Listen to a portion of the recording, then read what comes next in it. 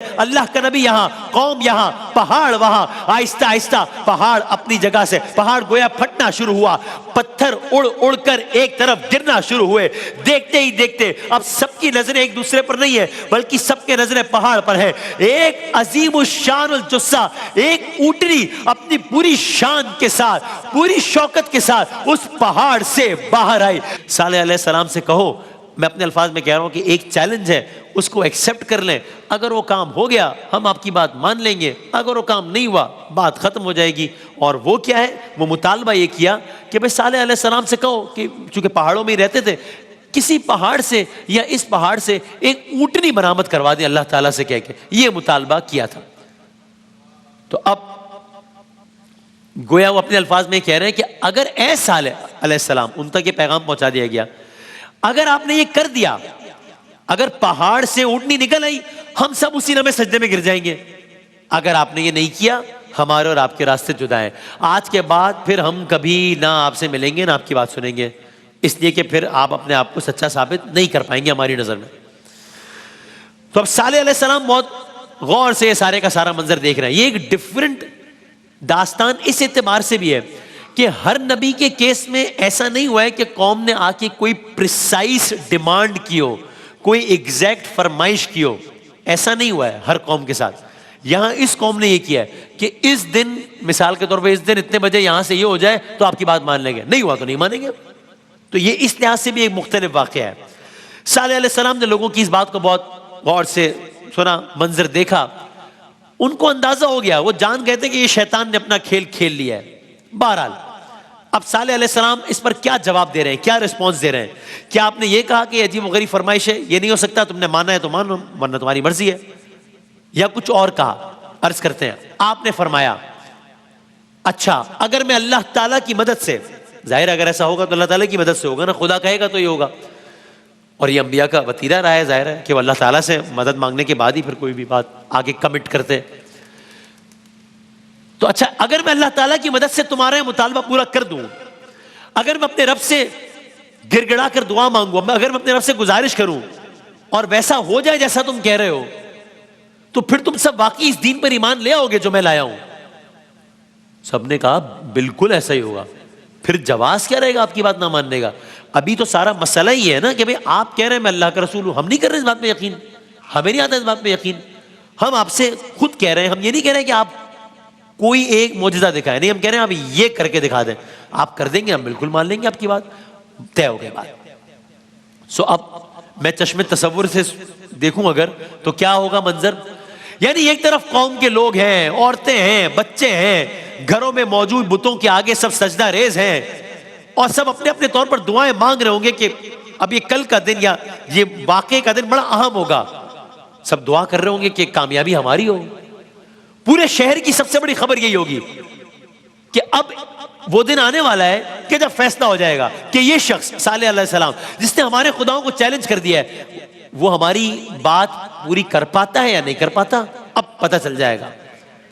ایک طرف قوم کا یہ عالم ہے، وہ اپنے طور پر یہ خواہش کر رہے ہیں کہ وہ کامیاب ہو جائیں، صالح علیہ السلام کامیاب نہ ہو۔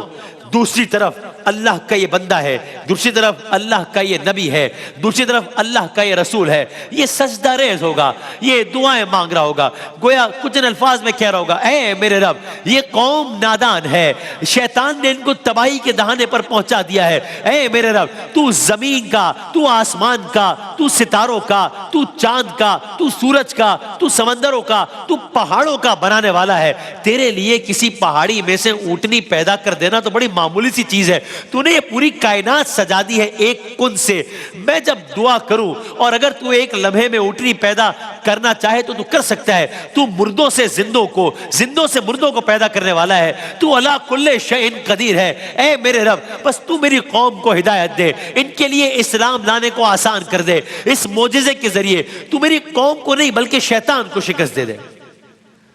تو اب جو جو اس واقعے کا وقت قریب آ رہا ہے، ویسے ویسے فریقین میں بھی شدت آ رہی ہے۔ ایک طرف یہ خواہش شدید ہو رہی ہے کہ ہم کامیاب ہو، صالح علیہ السلام ناکام ہو، دوسری طرف صالح علیہ السلام اللہ تعالیٰ کے حضور گر گڑا رہے ہیں۔ بالآخر وہ وقت آیا جو فیصلے کا وقت تھا، وہ گھڑی آئی جس گھڑی کا سب کو انتظار تھا. تو اگین لائیے چشم تصور, کیا منظر ہوگا؟ ایک طرف اللہ کا نبی صالح علیہ السلام اکیلا تنہا, لیکن جاہ و جلال کے ساتھ وہ آ رہا ہے, متانت کے ساتھ, وقار کے ساتھ, اعتماد کے ساتھ. دوسری طرف سرداران, یہ کہنا آسان ہے, ایک طرف ایک تنہا شخص, دوسری طرف گویا پوری قوم ہے, قوم کے 9 بڑے سردار ہیں, قوم کے سارے لوگ ہیں, اور اب سب آمنے سامنے ہیں. ہر آنکھ اگلے لمحے کی منتظر ہے, ہر آنکھ اس چیز کی منتظر ہے کہ کیا وہ ہو پائے گا جو ہم نے صالح علیہ السلام سے کہا ہے, یا نہ ہو پائے گا. آپ نے مناظر میں بھی دیکھا کہ پہاڑ ہے, پہاڑوں کے اندر گھر ہے, تو ایسے ہی اسی انداز سے کسی نہ کسی پہاڑ کے پاس سب کھڑے, بلند و بالا پہاڑ ہے, اور یہاں قوم کے لوگ ہیں, یہاں اللہ کے نبی ہیں, نظریں سب کے پہاڑ پر ہیں کہ اب دیکھنا ہے کہ اگلا منظر کیا ہوتا ہے.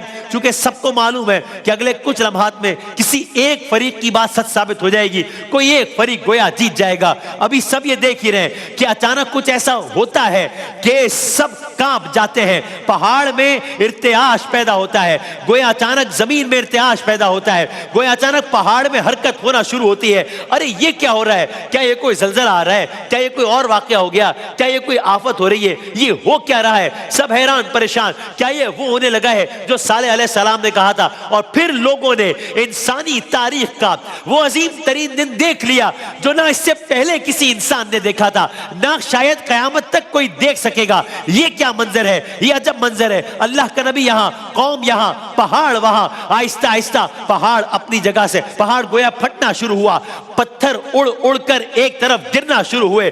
دیکھتے ہی دیکھتے اب سب کی نظریں ایک دوسرے پر نہیں ہے, بلکہ سب کے نظریں پہاڑ پر ہے. ایک عظیم الشان الجثہ, ایک اونٹنی اپنی پوری شان کے ساتھ, پوری شوکت کے ساتھ اس پہاڑ سے باہر آئی. نہ صرف باہر آئی, اب سب نے یہ منظر دیکھا, ارے یہ تو واقعاً صالح علیہ السلام نے جب اپنے اللہ سے دعا کی ہے, یہ تو واقعاً پہاڑ کے بطن سے ایک اونٹنی باہر آ گئی ہے. اب سب اس اونٹنی کو دیکھ رہے ہیں, سب دم بخود ہیں, سب حیران ہیں, یہاں تک کہ اب یہ اونٹنی آہستہ آہستہ چلتی ہوئی قوم کے سامنے جا کر کھڑی ہو گئی. اب یہ ایک نیا منظر ہے, یہ ایک عجب منظر ہے. وہاں پہاڑ کے بطن سے گویا ایک اونٹنی نے جنم لے لیا ہے بظاہر, اور اب قوم دم بخود ہے.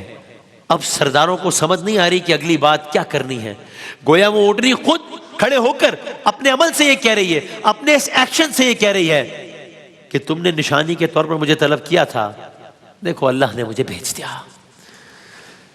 قوم کو صاف سونگ گیا, سرداروں کو صاف سونگ گیا.